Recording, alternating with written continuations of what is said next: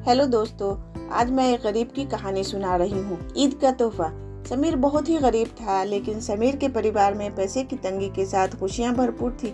समीर के परिवार में वह और उसकी बीवी नगमा के साथ एक प्यारी सी बच्ची जीनत थी। जब भी जीनत के पापा घर पर आते, वह कहती, पापा चलो लाओ आज का पॉकेट मनी, चलो जल्दी करो।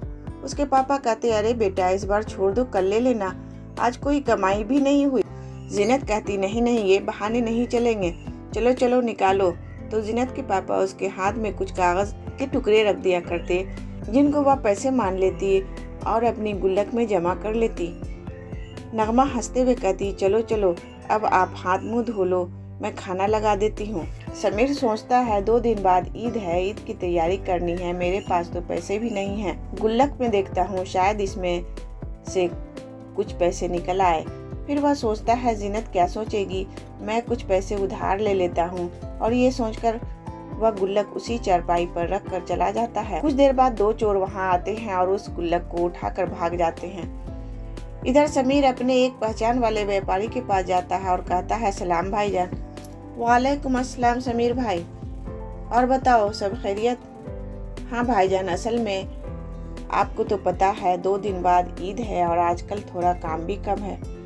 व्यापारी कहता है, अरे हाँ, यही तो हर कोई मेरे पास पैसे मांगने आ रहा है, लोग पहले से क्यों नहीं जोड़ कर रखते, और बताओ क्या मदद करूं?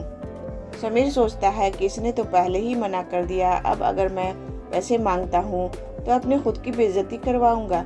ऐसा सोचकर वह कहता है, मदद तो कुछ नहीं, मैं यहाँ से गुजर रहा था तो सोचा कि सलाम बोलता चलूं, और बताओ सब खैरियत? व्यापारी बोलता है, अल्लाह का रहम, चलिए खुदा हाफिज।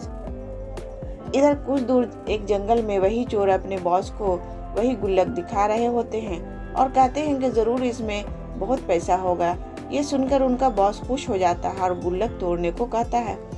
चोर कहता है, अरे बॉस, ये तो हम आपके लिए लाए हैं। दूसरा चोर कहता है, ये न काम तो आप ही करो बॉस, आप ही हमारे बिग बॉस हो।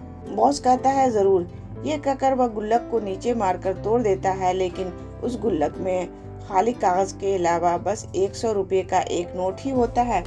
ये देखकर दोनों चोरों को गुस्सा आता है, लेकिन बॉस उस गुल्लक से निकले एक खत को उठाता है और पढ़ने लगता है।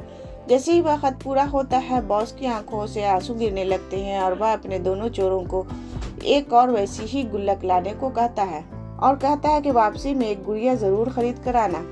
दोनों चोरों को ये अचानक हुए बदलाव का कुछ समझ नहीं आता और वह सोचते हैं कि ऐसा क्या था उस खत में जो हमारा बॉस एकदम से बदल गया। दूसरी ओर समीर अपने एक दोस्त के पास जाता है और अपनी पूरी परेशानी बताता है, लेकिन उसका दोस्त साफ तौर पर मना कर देता है।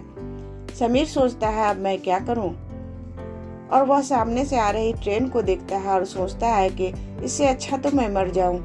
अरे ये मैं क्या सोच रहा हूँ, नहीं नहीं, ये काम तो बुज़दिलों का है, अगर आज मुझे कुछ हो गया तो मेरे परिवार का क्या होगा? ये सोचते हुए वह अपने घर की तरफ रवाना हो जाता है। इधर चोर बोलता है, आ गए बॉस हम, ये लो अपनी गुल्लक, अब क्या करना है? बॉस बोलता है, अब अपनी जेब से जितने भी पैसे हैं सब निकाल के इस गुल्लक में डाल दो। चोर समझ नहीं पाते कि आज उनका बॉस उनसे क्या करवाना चाहता है। कुछ ही देर में गुल्लक पूरी तरह पैसों से भर जाती है। बॉस बोला, जाओ अब इसको वहीं पर रख कर आओ जहाँ से तुमने इसको चुराया था। तब चोर उस गुल्लक को लेकर समीर के घर की ओर चले जाते हैं। कुछ देर बाद समीर को याद आता है कि गुल्लक में उसने एक दफा 100 रुपये का एक नोट डाला था। क्यों न उस पैसे से ईद के लिए सेवई और चीनी ले आता हूँ, घर में कुछ मीठा बना लेंगे। ऐसा सोचकर समीर घर पर पहुँचता है और गुल्लक के पास रखी गुड़िया को देखकर हैरान होता है, लेकिन वह सोचता है कि शायद कोई बच्चा भूल गया होगा। वह गुल्लक को उठाता है और तोड़ देता है, लेकिन जैसे ही गुल्लक टूटती है वह समझ ही नहीं पाता। पूरी गुल्लक पैसों से भरी होती है और जिसके पास एक मिठाई खरीदने के पैसे नहीं होते, मानो अब उसके पास वह सब खुशियाँ वापस आ गई थी। समीर अपने दोनों हाथ उठाकर कहता है, या खुदा आपका शुक्र है। नगमा समीर के हाथ में पैसे देखकर पूछती है, या अल्लाह इतने पैसे, कोई चोरी तो नहीं की आपने? नगमा के पूछने पर समीर ये सारी बात अपनी पत्नी को बताता है और कहता है, ना जाने ये सब कैसे हो गया, क्योंकि इस गुल्लक में तो कागज ही थे। ये सब सुनकर जीनत कहती है, पापा वो कागज नहीं थे, मैंने अल्लाह को एक खत भी लिखा था, उसमें लिखा था, मेरे प्यारे अल्लाह, मुझे मालूम है मेरे पापा मुझे कागज के टुकड़े देते हैं और कहते हैं कि ये मेरी कमाई है, मैं ये कागज़ देखकर इसलिए खुश हो जाती हूँ, कहीं उनको ये न लगे कि वह पैसे से तंग है। मुझे यकीन है आप पर, एक दिन आप ये सब कागज़ के टुकड़ों को पैसों में बदल दोगे और मुझे एक गुड़िया इस ईद पर ज़रूर दोगे। जीनत: तो देखा दोस्तों आपने, जिस मुराद में सच्चाई होती है वह हमेशा पूरी होती है।